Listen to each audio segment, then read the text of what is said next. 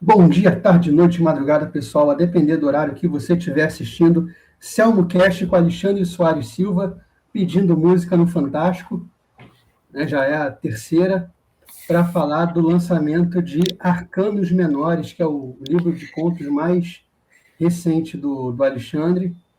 Tranquilo, Alexandre? Bem-vindo de volta aqui. Valeu, São. Obrigado por me convidar. Sempre um prazer te ver. Valeu, brigadão. Cara, é impressão minha, pouca gente faz comédia na literatura brasileira, que eu digo. Na literatura brasileira, certamente. Acho que tinha mais nos anos 60 e para trás.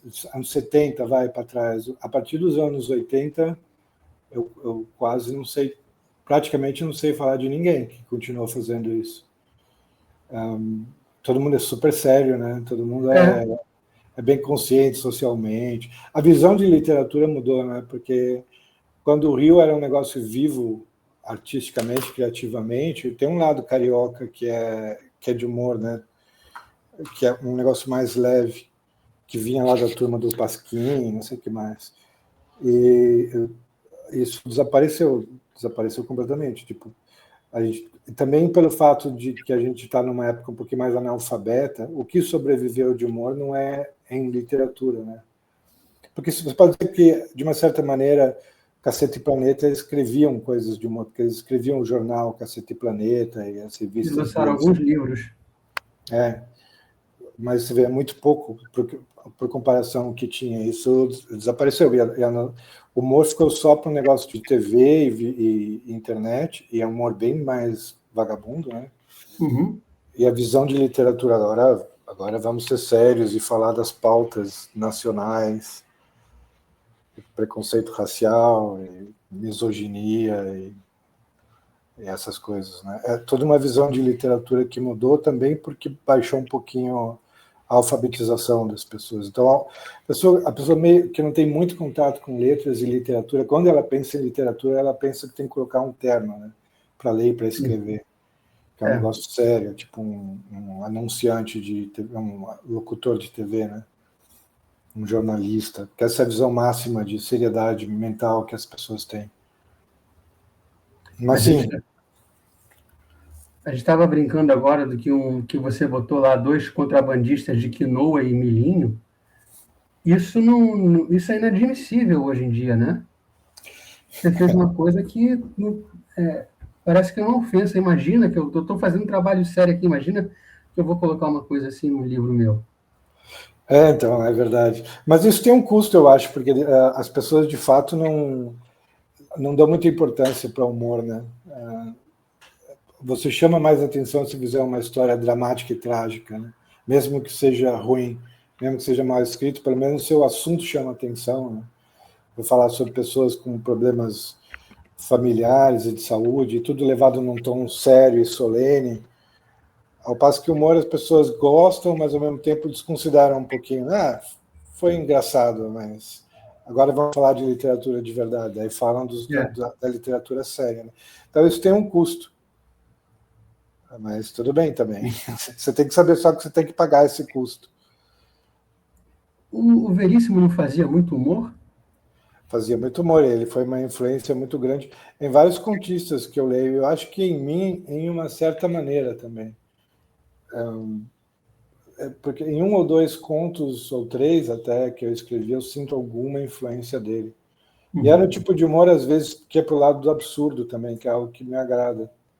Eu tinha a tendência de ser injusto com ele, há décadas atrás, porque falava-se tão bem dele que acho que por contrariedade eu queria ver defeitos nele.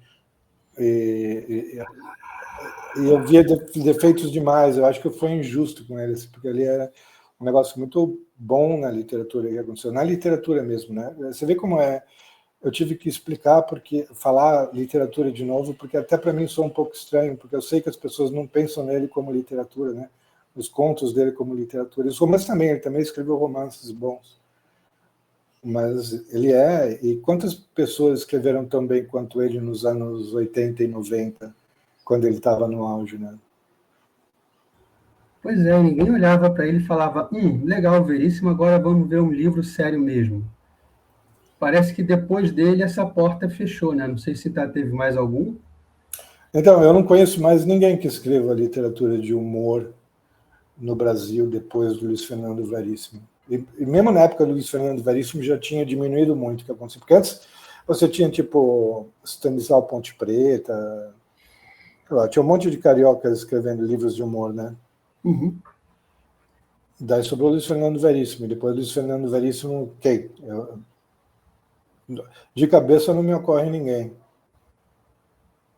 Então você está sendo, de uma certa forma, resistência, né? Você está resistindo ao fim do humor, digamos assim, porque as minhas últimas lembranças são exatamente o Veríssimo, o Caceta e Planeta, que lançava livros, eles lançaram a biografia do seu Creyson. E era muito bom. Se fosse escrito em inglês, a gente estaria, o mundo inteiro estaria falando deles, né? E eu lembro da reação na época, nossa, que coisa, você vai ler, vai perder tempo lendo isso, né, o seu Creyson, você vai perder seu tempo, como se fosse assim o papel higiênico total, né, da leitura, como se fosse uma coisa assim que nem devia ter nascido. Você sabe Isso já naquela época. Sabe esse conceito que as pessoas têm de que a arte é para perturbar, não sei o que, sabe? As pessoas falam muito isso, né? Livros que me perturbaram, filmes que me perturbaram. As pessoas preferem, por algum motivo, as pessoas preferem o livro que perturba do que o livro que faz rir. E não é preferir no sentido de eu prefiro ler, eu prefiro criar uma imagem de mim como alguém que gosta dessas coisas. Se eu vou ler, vou me dar o trabalho de ler um livro, então tem que ser um negócio sério, é importante. E aí eu fico pensando se a cabeça dessas pessoas não descansa, que para mim um livro que perturba, quer dizer, essas pessoas lerem um livro que perturba, algumas delas, estão descansando carregando pedra. Porque faz trabalho acadêmico, aí para descansar vai ler uma literatura perturbadora, um filme que fala uma verdade, uma música que tem uma grande mensagem, ou seja, o lazer do cara é carregar pedra. É engraçado que eu me lembro de uma época, sei lá, na primeira metade do século XX, você pega os maiores filósofos, Wittgenstein, os maiores escritores e tal, Bertrand Russell era assim também, todos eles adoravam ler literatura policial, né? Todos, quer dizer, a maioria, muitos deles. E agora a pessoa média, a pessoa que não é um grande intelectual, um grande escritor, ela sente que está em falta no lado mental da vida dela, então ela tem que compensar só lendo livros sérios, né? Eu acho que essa é uma explicação, pelo menos. Me parece uma explicação razoável, né? Uma explicação plausível. Tipo, a pessoa não fez um exercício durante o dia, ela tem que fazer exercício à noite lendo, né? Um exercício mental. Ela trabalhou com a cabeça vazia, vazia de coisas importantes, pelo menos, né? Ou de assuntos abstratos. Então ela tem que usar o cérebro, e ela não acha que vai usar o cérebro rindo. Só que o humor se você provavelmente examinar um cérebro no momento em que você está ouvindo uma piada, vai ter uma rede complexa ali de coisas funcionando para você poder entender uma piada, né? Uma piada tem uma mensagem mais complexa do que normalmente, né? Tem uma mensagem mais complexa do que parece. O punchline não é necessário, não é uma coisa burra. O punchline normalmente você tem que fazer toda uma construção para chegar nele. Sim. Provavelmente a quantidade de coisas você tem que entender, porque você vê muitas pessoas que não têm senso de humor, você vê que é uma dificuldade intelectual que eles têm de entender que o negócio está sendo feito para ser engraçado, né? Tem até uma certa reação de irritação, porque é uma área em que eles não conseguem entrar.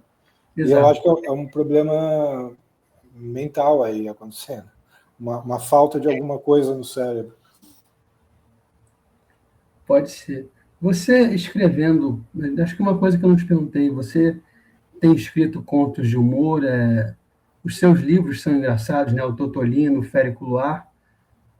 Você já citou o Veríssimo, mas além dele, tem mais alguém que você lembra, que você tenta soar parecido, que você acha que te ajuda? Da TV, dos livros, etc., de todo lugar? Que é uma influência na minha vida, assim, de modo geral, sim. Quando eu estou escrevendo, eu não estou pensando nisso, né? Sim. Mas, sei lá, o P.G. Wodehouse, que eu já falei que as pessoas cansaram já de eu falar dele, mas certamente a influência é maior, principalmente no Férico lá no Copacabana Palace, que é um livro meio Woodhouseiano. Eu até tive que fazer força para não copiar muito ele, assim, não deixar a influência ser visível demais. Mas tem outros, tipo, tem um irlandês chamado Flann O'Brien, que era muito engraçado. Os contos do Woody Allen, eu sempre acho que valem muito a pena ler. Eles são muito parecidos com as coisas que eu escrevo, os contos, principalmente. Eu tenho certeza que se o Woody Allen só tivesse escrito os contos dele, ele nunca tivesse feito um filme, valeria a pena, ele mereceria ser famoso por isso. O romance que ele fez, talvez nem tanto, assim, Memórias também, talvez nem tanto, mas os contos da juventude, mais ou menos da juventude dele, acho que ele escreveu até uns 40 anos, vale muito a pena ler, são excelentes. E você, fora da literatura, TV, rádio, alguma coisa assim, você acha que te dá uma influência na sua vida, que vem na hora de escrever? Então, eu não sei se vem na hora de escrever, eu acho que ajudaram a formar a minha mente, mas na hora de escrever isso não está muito presente na minha... Você não tem consciência. consciência. Exato. Mas, sei lá, Monty Python, certamente. Monty Python é muito bom. Mas até... Porque eu passei a vida vendo séries, né? Eu devo ter visto, sei lá, milhares de séries, e muitas delas comédias. Então, alguma coisa na estrutura de sitcom ou de série de comédia ficou na minha cabeça. Mas desde criança vendo série de TV com humor, isso não tem como não ter ficado impregnado em mim, né?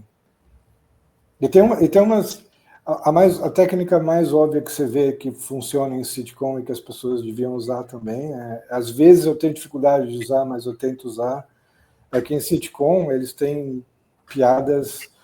Você não pode colocar uma piada em cima da outra, porque você precisa de um tempo para você até para descansar da piada que você acabou de ver. Você ri, você ouve a piada, em teoria você ri, ou pelo menos acha graça, daí você precisa de uns segundos sem outra piada. E eles estudam o tempo que você tem que deixar entre uma piada e outra. É interessante ver a história das sitcoms e da comédia de TV, porque eles chegaram em muitas coisas boas e úteis e construtivas. Eles eram muito mais inteligentes e engenhosos do que parece. No período das sitcoms mais antigas, né? Sim. Cheers. Mas mesmo as que todo mundo conhece hoje em dia, que não são sitcoms, mas são mais comédia de modo geral, né? Tipo The Office, tem até Friends, que as pessoas às vezes não gostam, mas tem muita habilidade ali, uma certa engenharia, muito mais construção e cuidado para pensar e para construir do que a maior parte dos livros de suposta literatura, certamente do que a literatura brasileira contemporânea. Muito mais trabalho e atenção. O cérebro humano precisa de um tempo entre uma piada e outra? Precisa, porque imagina que você vê uma pessoa batendo com a cara num poste e logo em seguida vem um outro. Você não assimila duas coisas, três coisas engraçadas acontecendo muito rapidamente. Assim. Pode tentar, né? Não é uma regra completamente infalível. Você pode tentar fazer isso para ver o que acontece. Mas, de modo geral, principalmente piada verbal, né? Você acabou de entender uma piada verbal, achou graça, você fica um tempo ainda, como se você estivesse saboreando, sabe?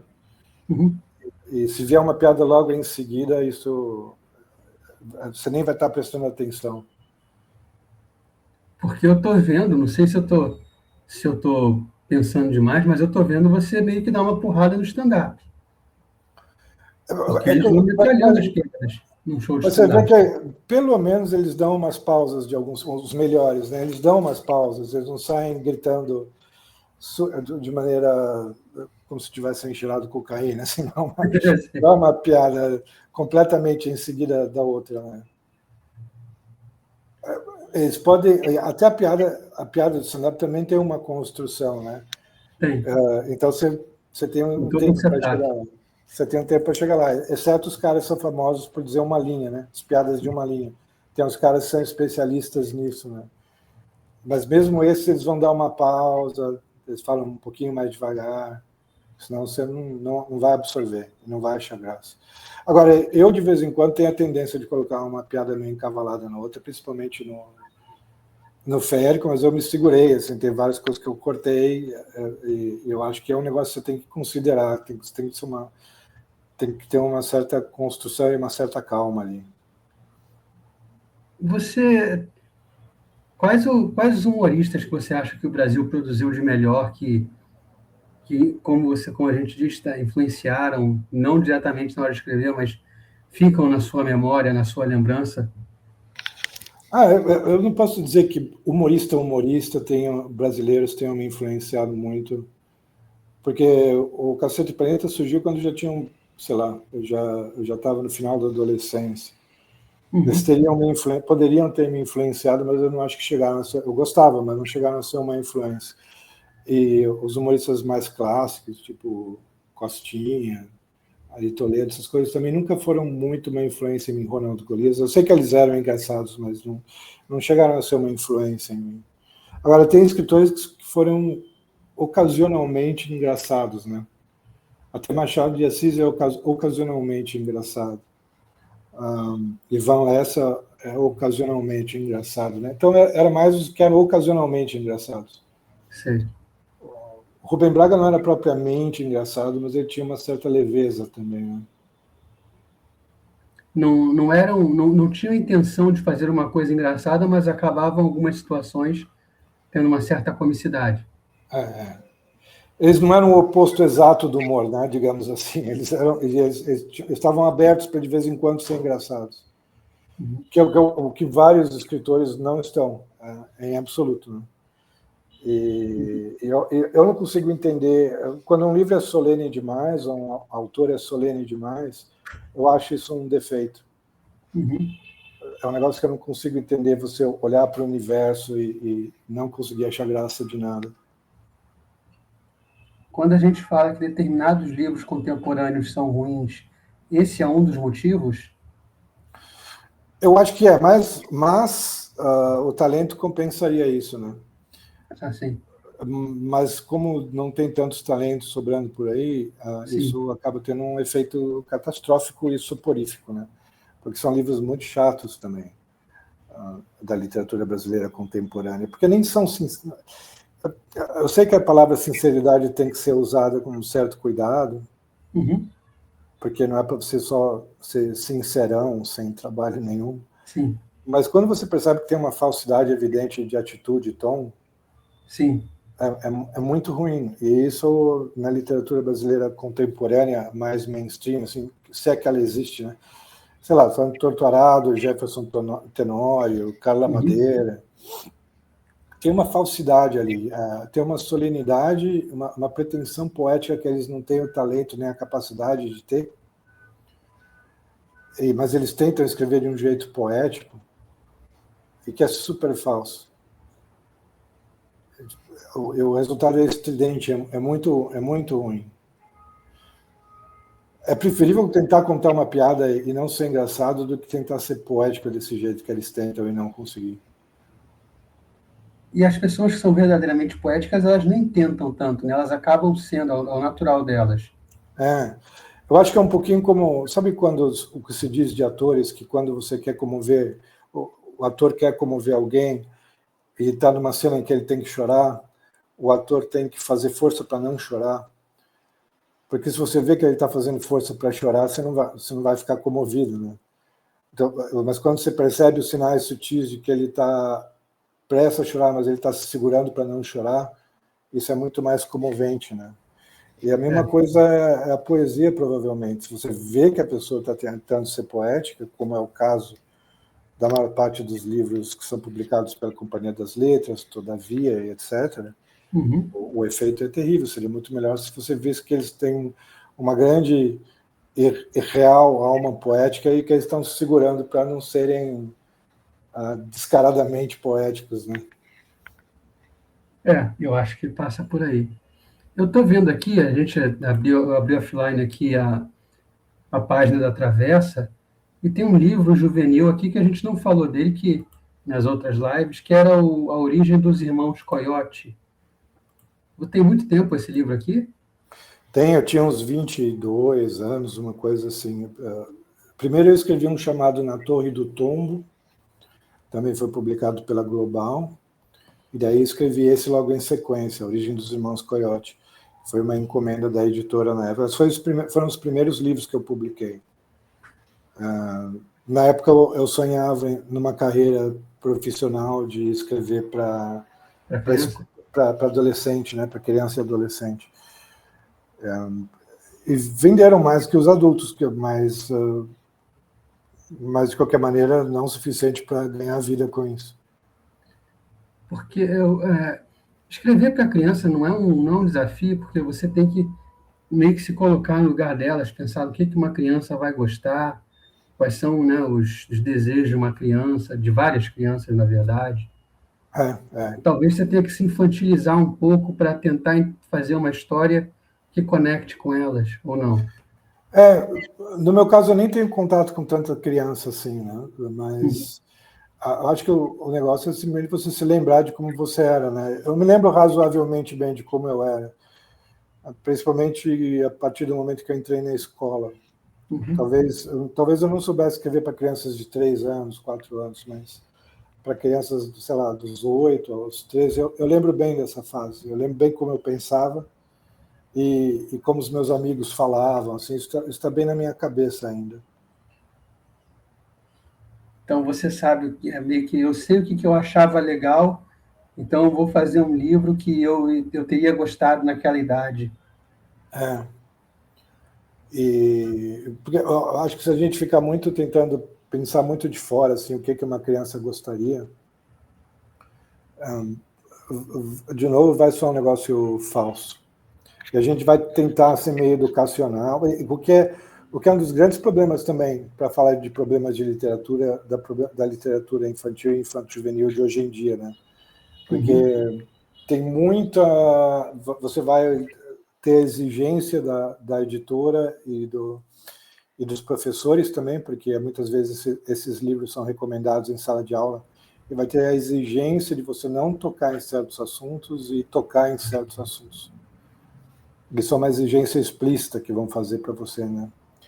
E eu tocar em certos assuntos quer dizer ser didático, né? Ser moral, dar lição de moral. Sim. Que é algo que a criança odeia, né? E isso meio que estraga a literatura infantil e a criança quer que seja legal, né? Você leu um clássico, O Gênio do Crime, né? Um clássico da literatura infantil juvenil, que foi escrito, sei lá, nos anos 60. Não tem nenhuma lição de moral. E tem violência, tem tudo que seria completamente não permitido agora. Eu li, sei lá, quando eu tinha 10 anos, porque a escola mandou, e tem uma pessoa que é jogada numa banheira de ácido até virar só ossos, né? No meio do Gênio do Crime. E os outros livros do autor, que aliás era muito bom, né? João Carlos Marinho, ele escrevia muito bem, tipo, um mestre da prosa completo. E da mesma maneira que existe um certo preconceito contra o humor, também existe preconceito contra o livro infantil juvenil. Então ninguém vai dizer que o João Carlos Marinho era um mestre da prosa, né? Ninguém vai nem perceber isso, porque parece muito simples o que ele fazia, mas ele escrevia super bem. Mas não tem um saudosismo da coleção Vagalume? Tenho, mas ninguém está dizendo que eram obras-primas. Ninguém quer uma nova coleção. Ninguém está dizendo que eram obras-primas, né? E nem eu estou dizendo que a coleção Vagalume em si era, mas o João Carlos Marinho era. A coleção Vagalume eu precisaria reler. Alguém me disse que eu tenho muito boa memória dos Caravelho do Diabo, mas algum amigo meu releu recentemente e falou que é melhor manter as minhas lembranças e não reler o livro. Entendi. Mas tinha Stella Carr, tinha Marcos Rey. Não sei, pelo menos Marcos Rey acho que tinha alguma qualidade. Mas acho que o maior de todos mesmo era o João Carlos Marinho. Sim. E da minha geração já era o Pedro Bandeira com os caras. Eu sei que ele fez muito sucesso, mas eu nunca li. Mas você recomenda que se lê? Você releu Na recentemente? época, se eu fosse adolescente, eu teria recomendado. Hoje eu não sei. Eu lembro que a gente era para ler dois ao longo da escola e eu pedi a coleção toda para meu pai, então eu devo ter gostado. Mas você não teria problema de ler agora, só porque é para Para adolescente? ver, acho que não teria nenhum problema. Acho que tem até no mercado com edições novas. Aham. Né? Eu sei que ele vendeu horrores, né? E Sim. ganhou dinheiro suficiente para não precisar trabalhar mais, né? Uhum. Eu tenho curiosidade de ler. Uma hora dessa eu vou ler. E a gente estava falando a última vez do Férico Luar. O Férico Luar vai ter continuação, né? Vai, eu estou escrevendo agora, mas eu acho que vão ser só esses dois. Assim, eu estou sentindo que se eu escrever mais, eu vou começar a me repetir. Mas esses dois são suficientemente diferentes um do outro para valer a pena escrever, eu acho. Eles têm o mesmo tom, né? Mas Uhum. é que o personagem está um pouquinho mais velho, ele está casado, Uhum. se passa 20 anos depois, então tem uma certa diferença entre um livro e outro, e valeu a pena. Mas se eu ficar escrevendo mais, eu acho que eu vou começar a me repetir um pouquinho, eu não quero. Pelo Não menos por quero. agora, estou pensando em não fazer isso. Entendi. Então esse vai ser o último, é meio que a despedida do Lilico, personagem principal, né? Mas eu estou quase terminando. Eu tenho acelerado a escrita bastante nas últimas semanas. Você tem alguma previsão para essa continuação? É cedo para dizer, mas eu conversei hoje com o Diogo Fontana da Danúbio e ele falou que setembro pode ser uma boa data de lançamento. Se for aí em São Paulo, eu vou aí encontrar vocês de novo. Não, vem. Vai ser legal. Eu não pude ir nem no jogo da Juventus, que vocês causaram a derrota do time. O pior é que sim. Mas o Orlando Tozeto me deu a camiseta do Juventus, eu estou aqui com. Eu tenho aqui em casa, agora eu vou usar. Eu sempre detestei camiseta de futebol e tal, mas do Juventus. É bonita a camisa do Juventus, né? Da Juventus é bem legal. Falando sobre esse livro, Arcanos Menores, entrou alguma coisa nele aqui que ficou faltando, que você não pôs no Homem que Lia os Próprios Pensamentos? O Homem que Lia os Seus Próprios Pensamentos foram contos que eu escrevi até 2022, quando Uhum. o livro foi publicado. E todos os livros que eu escrevi, todos os contos que eu escrevi depois, eu deixei para os Arcanos Menores. Então são contos que foram escritos nos últimos 3 anos. Entendi. Você não botou nenhuma sobra assim, né? Não.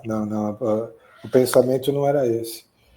Tem Entendi. contos que eu não coloquei no Homem que Lia Seus Próprios Pensamentos, mas eu ainda continuo preferindo não colocar em livro, Entendi. que eu acho um pouco mais fraquinhos, assim. Então, sei lá, não coloquei em nenhum dos dois.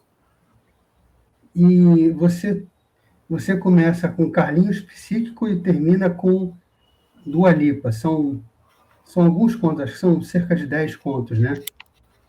10, acho que são 10 ou 11.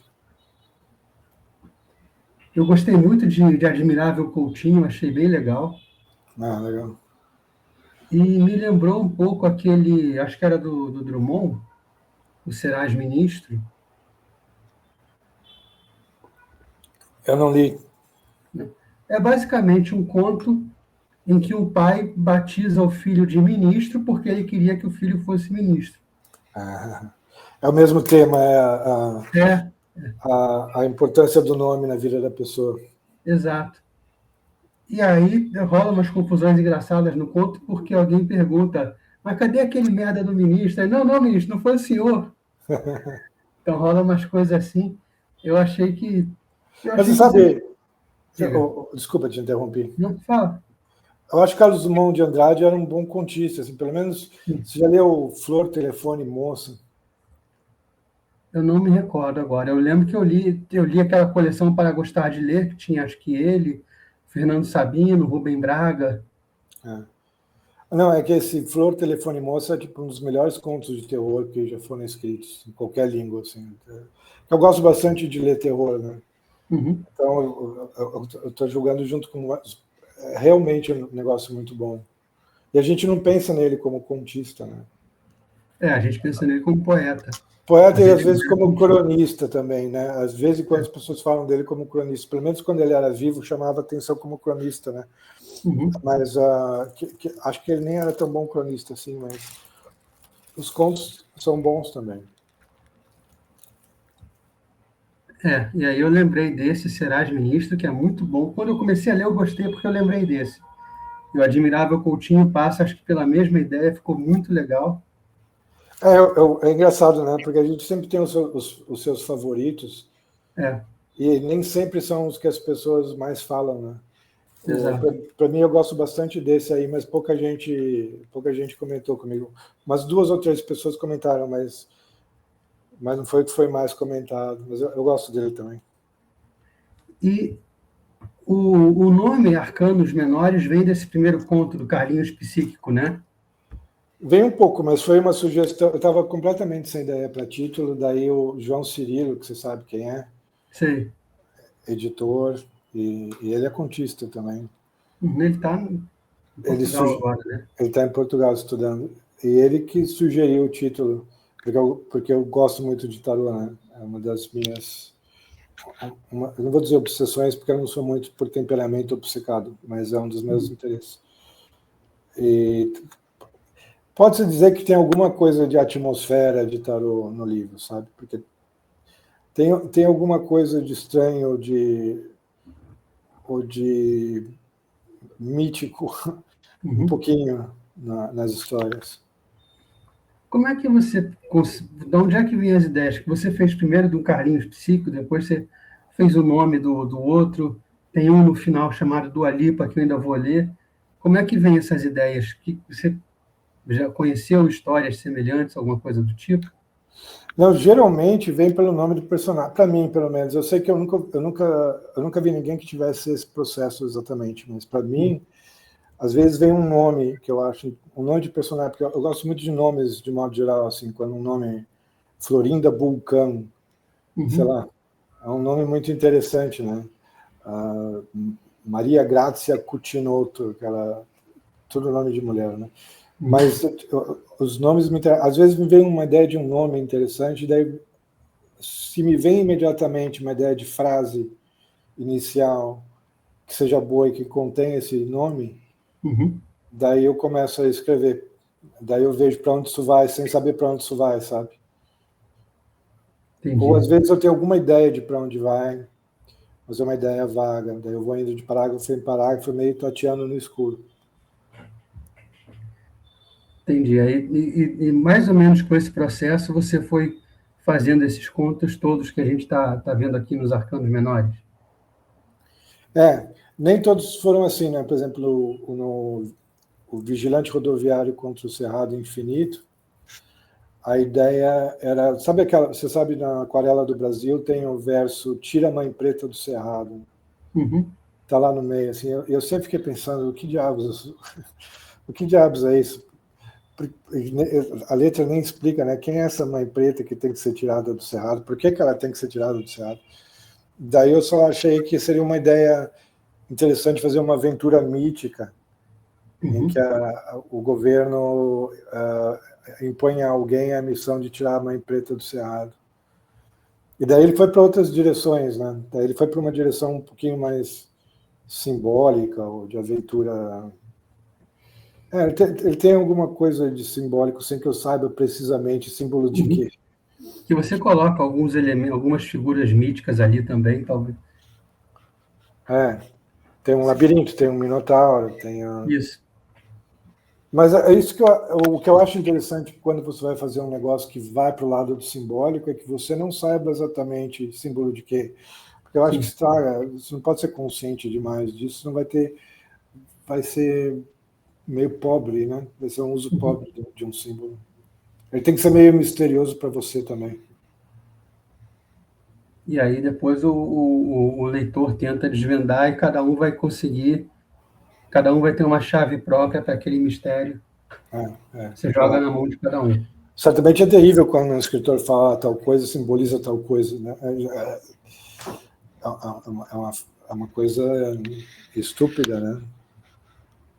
Ele querer, tipo, educar o leitor, você está falando, olha, você tem que entender isso aqui dessa forma. E mesmo ele ter certeza disso já mostra uma certa pobreza de significado, né? Porque um símbolo não tem um significado só, nenhum símbolo tem um significado só, né? E você só sente meio intuitivamente mais ou menos o que ele quer dizer, eu acho. É verdade. Tem uma coisa que eu estava para falar, para pedir, antes que eu me esqueça. Você leu o Flamingos do Rodrigo, né? Ainda não, eu comecei a ler, mas eu tive que interromper porque eu tenho que fazer. Eu estou lendo o livro do Carleno Bocarro para aparecer num podcast que eu faço com o Milton Gustavo. Porque, aliás, esse seu podcast com o Milton, você é o Milton Gustavo, mais uma pessoa. É o Christian. Eu já vi um episódio desse podcast, eu achei muito bom, eu vou ouvir de novo, mais uns segundos e tal, que eu achei muito bom. Mas o que eu ia falar do Rodrigo, lá tem um personagem chamado Spencer. Eu pensei, cara, esse personagem aqui não é do Rodrigo, é do Alexandre. Eu vou Por quê? pedir Por para o causa do Rodrigo. nome? Não, por causa de como ele se expressa, o comportamento e tal. Eu falei, cara, isso aqui, o Rodrigo tem que pegar esse personagem e dar na mão do Alexandre.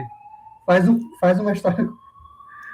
Legal, Porque eu vou ler pensando nisso. E se puder, eu roubo o personagem com outro nome. eu achei assim, pô, isso aqui, esse cara, porque naquele meio todo, era o personagem que acabava sendo engraçado. Aham. Acabava dando o jeito dele falar com as pessoas e tal, era engraçado. Então eu pensei, se é engraçado, passa para Alexandre. Você entrevistou o Rodrigo, né? O que você achou do livro dele? Eu gostei bastante, eu gosto do estilo do Rodrigo, dele criar um mistério e tem alguma coisa ali que vai meio que te ajudando, né, te guiando. No caso dele tem as joias e ele elenca narrativas paralelas que vão contando a mesma história. Aham. Né? São 3 personagens quatro que estão ali aos 18 anos e você vai perceber que está todo mundo conectado de alguma forma. Então, o Rodrigo, eu gosto da escrita dele, acho bem legal. Eu adorei Os Invernos da Ilha. E o que eu Sim. acho que ele tem de diferente, eu acho que ele é um negócio meio raro na literatura brasileira, porque você vê que eu não sei se ele diria isso, mas ele me parece meio aparentado de Robert Louis Stevenson, Uhum.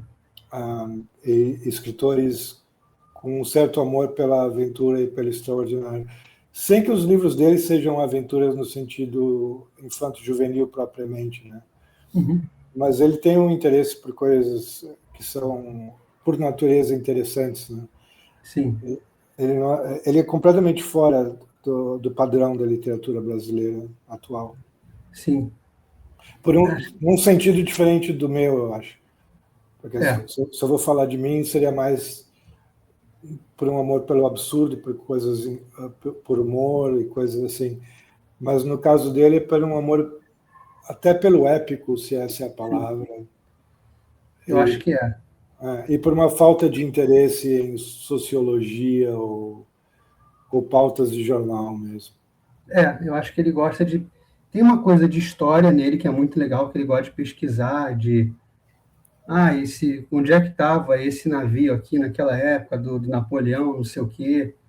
Isso É, aqui aconteceu durante tal evento histórico. Isso eu acho muito legal do Rodrigo. assim.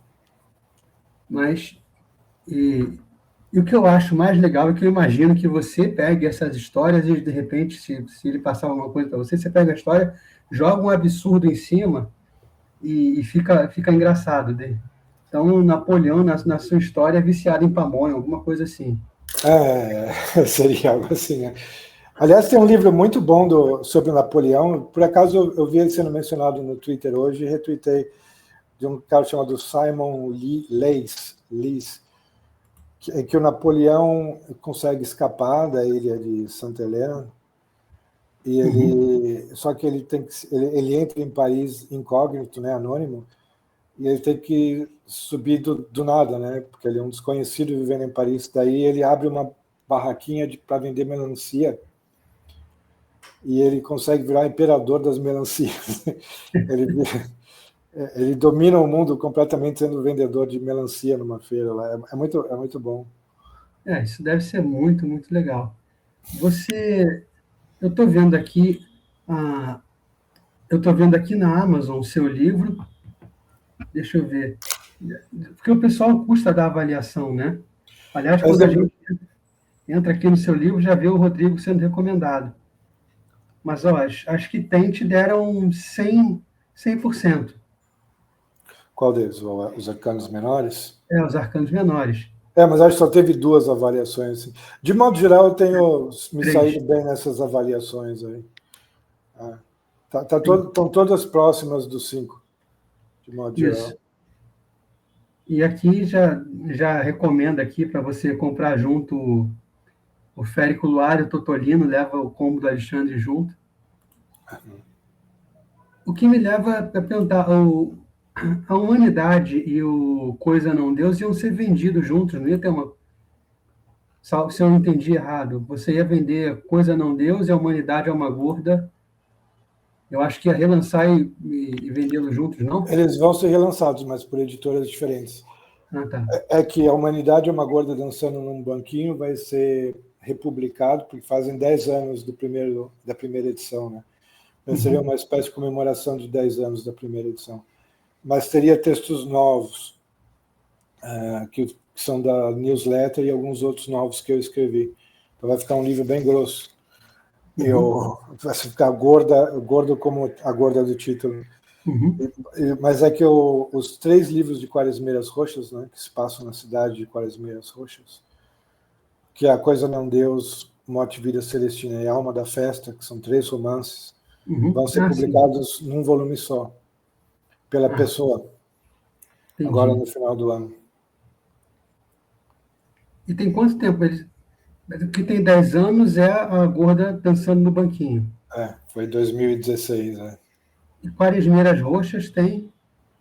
A primeira edição acho que foi 2003, uma coisa assim. Não, acho que até antes, se calhar foi 2001 a primeira edição. É bastante.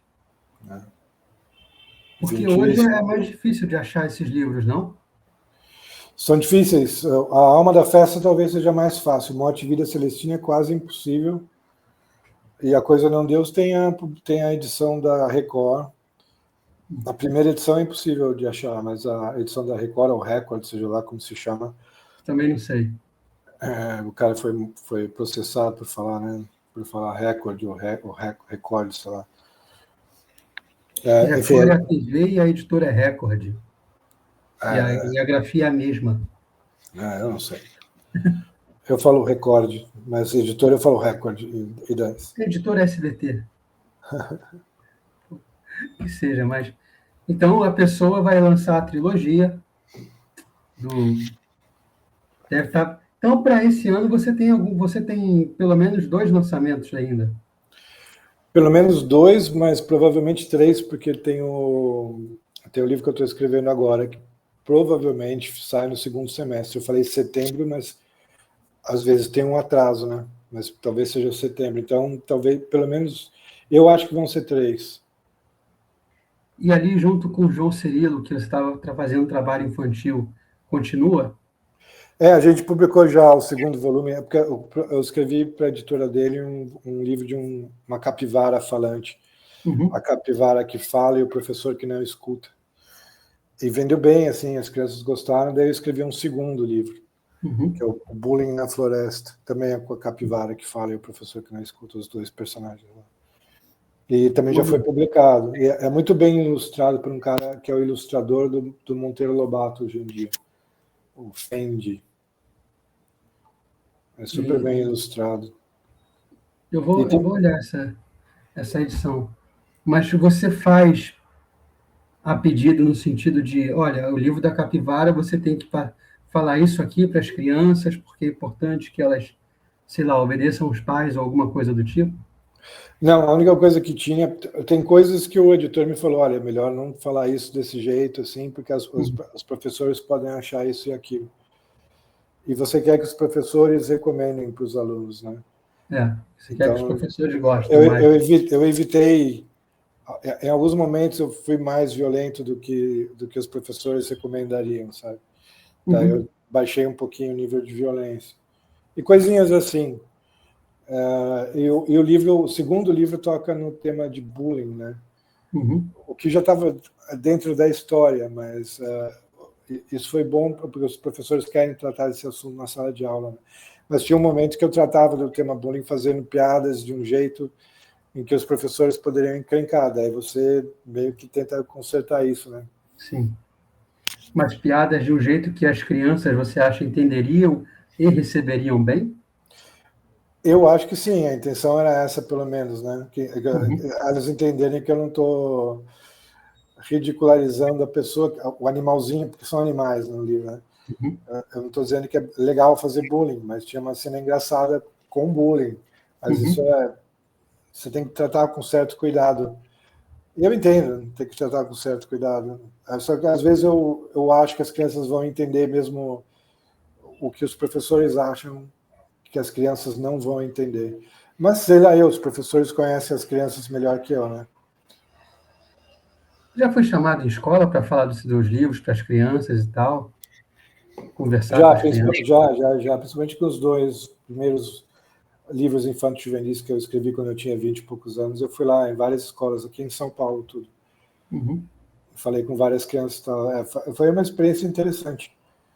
Mas eu me lembro que eu era mais inocente, eu falei para a professora, enquanto a gente estava se dirigindo para a sala de aula, eu falei alguma bobagem, algum clichê, tipo, a gente aprende com as crianças também, né?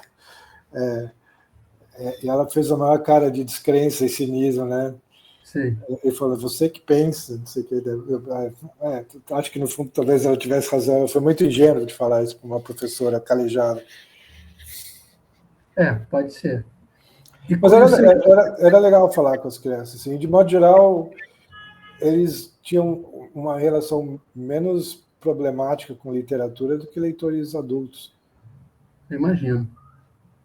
Porque eles estavam aprendendo, eles estavam com a mente mais aberta, eles estavam dispostos a aceitar o que viesse pela frente, né? E também ninguém tem uma pré-concepção falsa, né, sobre o que a literatura deve ser, né? Sim. Seus livros vêm com aquela folhinha, os infantis, né?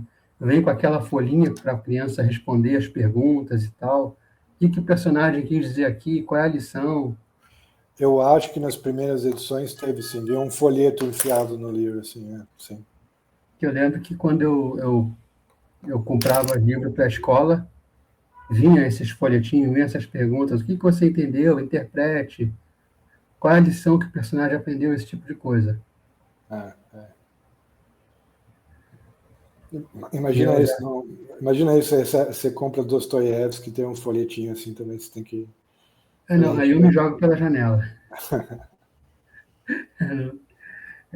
Dostoiévski é mais profundo para mim, pelo menos.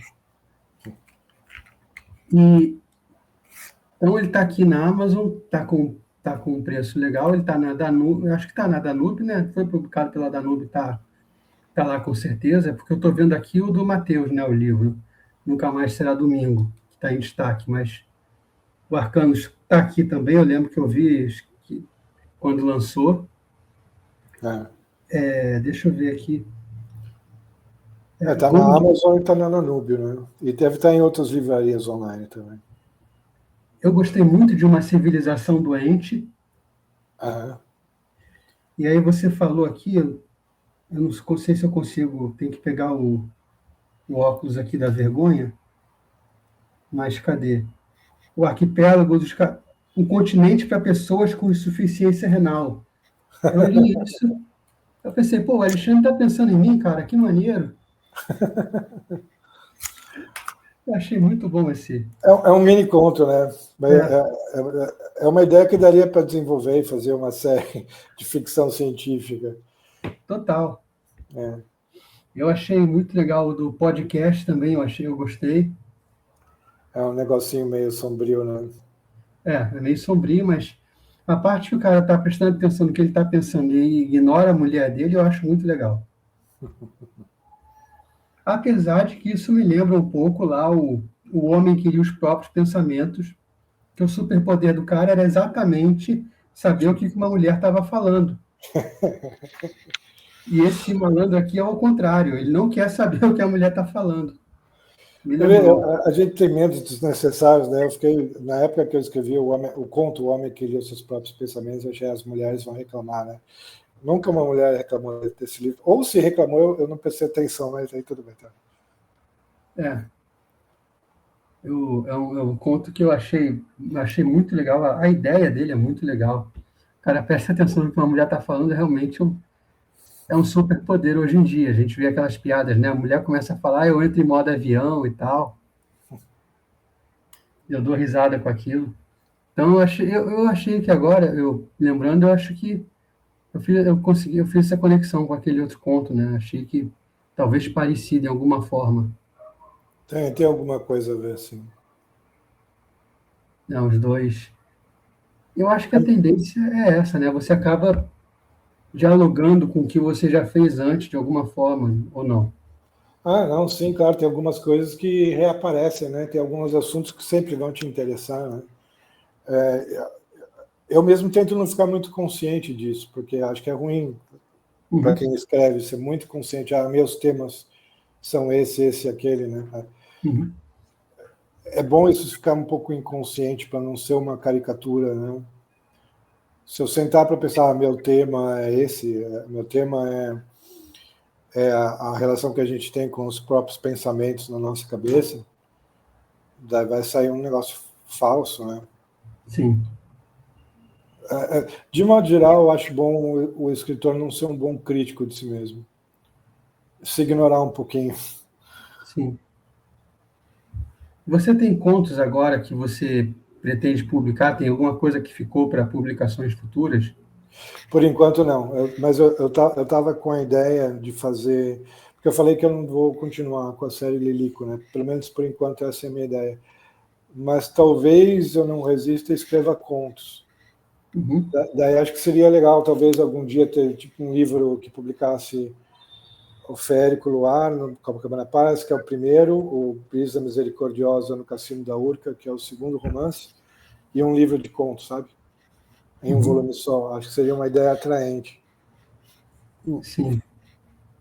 Então, talvez, terminando o livro que eu estou escrevendo agora, eu vou tentar, pelo menos, não sei se vai sair, mas vou tentar escrever uns contos com os personagens do Férico Luar. Nem sempre com o Lilico, mas dentro daquela universo, a gente chama de universo, daquele conjunto ali de personagens. Porque tem um clube na história, né? Um clube, o Femeiros Club. Sim. É um clube de mulherengos, né? Que foi fundado, na história, foi fundado por Dom Pedro I. Então, eu contaria um pouquinho das histórias do Femeiros Club antes do Lilico e na época do Lilico. Seria, Sei, de repente. pelo menos essa é a ideia que eu tenho agora. Daria umas ideias engraçadas, imagino. Pela própria natureza do clube. O próprio Dom Pedro I com aquele amigo Chalaça, né? Uhum. Talvez escrever sobre o pai do Lilico, sobre o primo do Lilico, o Lilico quando criança, o Lilico quando jovem.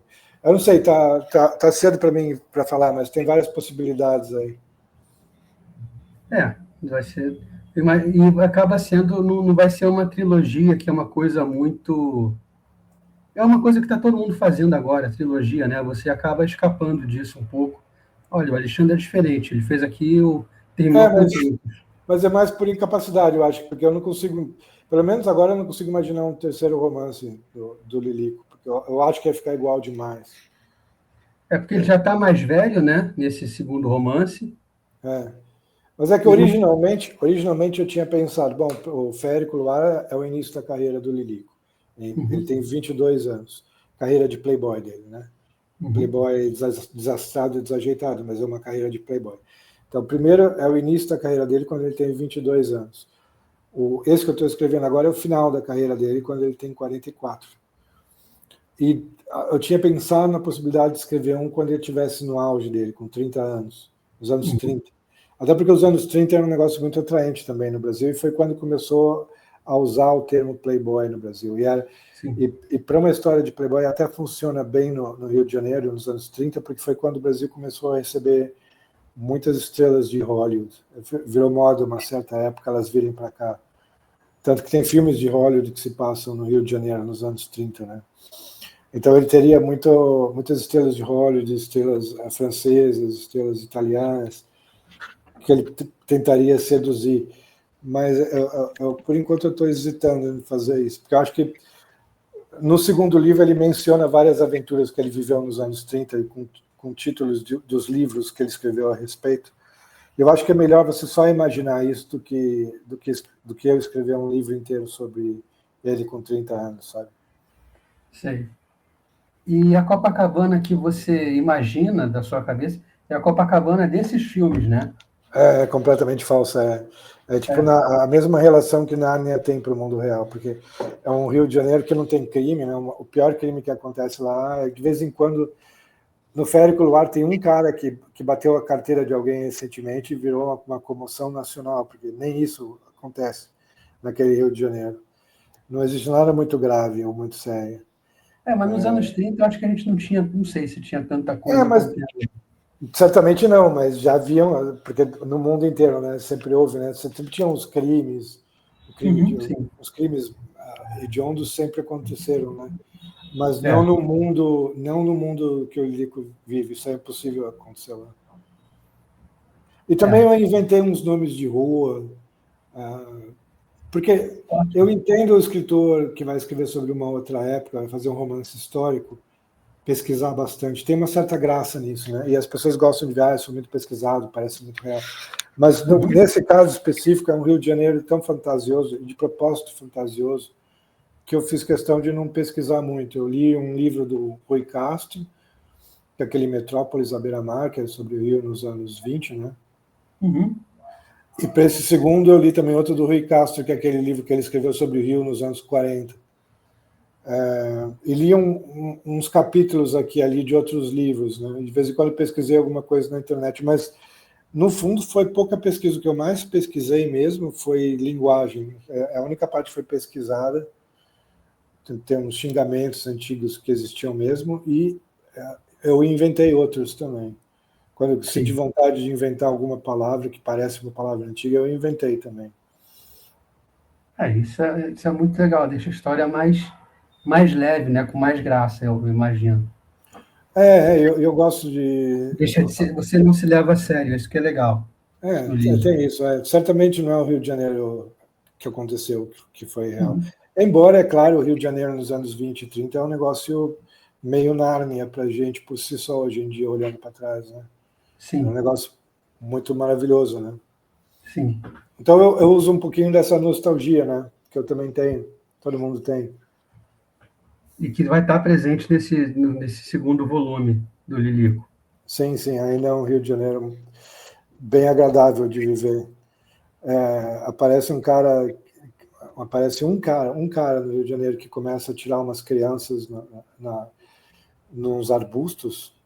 Daí o cara é considerado o pior monstro da história do Rio de Janeiro. Ele é o maníaco do Botafogo. Todo mundo meio feliz do Rio de Janeiro ter o seu primeiro psicopata, mas é só um cara que joga umas crianças nos arbustos. Entendi. Isso é legal pra caramba. Eu gosto da ideia. Normalmente, quando você escreve, eu gosto, eu dou risada, eu me divirto. Legal. Quanto tempo você levou fazendo os Arcanos Menores? Você está escrevendo, se não sou conto, mas você está escrevendo a continuação do Férico Luar, está trabalhando com o João Cirilo. É que quando eu escrevo, eu não me pressiono para escrever contos, sabe?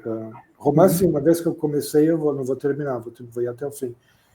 Mas eu não me pressiono para escrever um livro de contos. Eu só me dei vontade de escrever um conto agora, eu escrevo um conto agora. Outro daqui a 4 meses, vai ser outro daqui a 4 meses. Então, não dá para dizer quanto tempo demorou, só que foram contos escritos ao longo de 3 anos, mas não foram 3 anos sentado escrevendo contos. Até porque você estava se dedicando a livros mesmo maiores, né? Sim. Mas isso é uma coisa boa que eu acho, que eu estava aconselhando o Rodrigo Duarte Garcia, porque ele escreve livros compridos e que ele demora anos para escrever, né? Entre um romance e outro, escreve uns contos, pelo menos, para descansar. E porque as pessoas querem ler também. Eu quereria ler contos dele. Porque, assim, entre um livro e outro, Você já... O que eu estou querendo perguntar? Quando você está escrevendo, por exemplo, o Férico Luar, vem uma ideia, você fala, isso aqui não cabe no Férico Luar, então eu vou mudar um pouco os personagens e vira um conto. Não, até agora não aconteceu assim. Até agora foram ideias completamente diferentes. Foi outro universo. Sim. Entendi. Pô, enfim, é muito legal falar com você sempre. E agora você deve lançar em setembro. Eu espero estar em São Paulo em setembro para encontrar vocês. Vem, daí a gente vai ter que Não entrar tanto para encontrar o Luigi, mas você, Quem quer encontrar o Luigi? Hã? Quem quer encontrar o Luigi? Ninguém. Nem ele quer se encontrar. Então, o Luigi, o Felipe, nem tanto. O Carlos, muito menos. Carlos Freitas. Não. Aliás, acho que ele prefaciou um livro seu, não foi, o Carlos Freitas? Ele prefaciou O Homem que Lia os Seus Próprios Pensamentos. Foi. Ele podia escrever alguma coisa também. Eu acho que o Carlos tem... Ele está escrevendo um livro de contos. Se eu não me engano, está quase terminando já. Não sabia. E são contos de humor. Assim, eu li um, pelo menos. Foi só o que eu li até agora, mas é bem legal. Tomara que... E é bem essa linha humor absurdo, que é o jeito dele, né? Você vê que tudo que ele escreve, mensagens curtas, assim, também tem esse estilo, né? Mais um lançamento que eu vou. Legal. Aliás, vocês me salvaram naquele do Rodrigo, vou deixar registrado aqui. Porque eu cheguei lá com uma camisa do Oasis, lá de calça jeans. Quando eu entrei lá, só tinha nego de terno e gravata. Aí eu fiquei olhando, cara, que merda. Aí chegou o Orlando com aquela camisa da Juventus, assim, para todo mundo ver. Eu falei, porra, ele me salvou. Aí veio chegando você, Luiz, Carlos, aí eu fiquei tranquilo. Banda de escritores desleixados. Graças a Deus. Graças a Deus, que eu tava pior. Você chegou muito cedo lá? Cheguei. E foi um bom lançamento. Foi um bom. Oprimido pelos advogados. Um monte de mulheres de advogados. Pelos ternos, né? Um monte de gente de terno. Eu falei, putz, que merda. Chegou o pobre na festa, não dá, cara. Eu estou muito deslocado aqui. Mas então, valeu, Alexandre. Muito legal falar com você sobre seus livros, sobre o lançamento. Eu gosto muito de ler o que você escreve. Eu acho que eu vou te mandar esse Serás Ministro, porque eu acho que você vai gostar. Eu tenho a impressão de que você vai gostar. Manda eu ler online.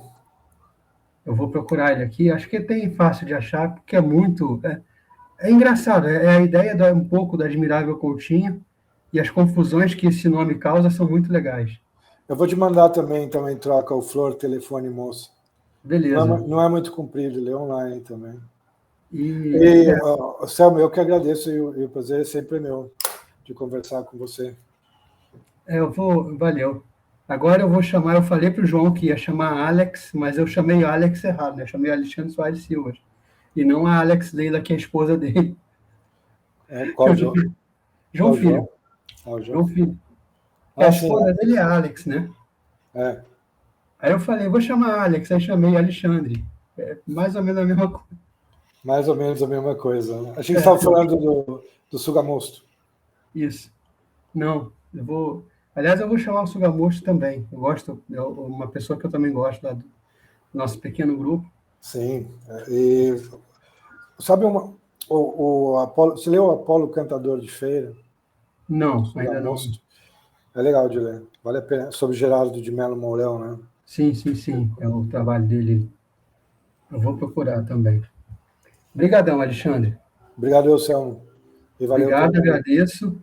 E tudo de bom aí para você. E vou te chamar mais vezes à medida que os livros forem saindo, eu vou te chamando. Pode chamar.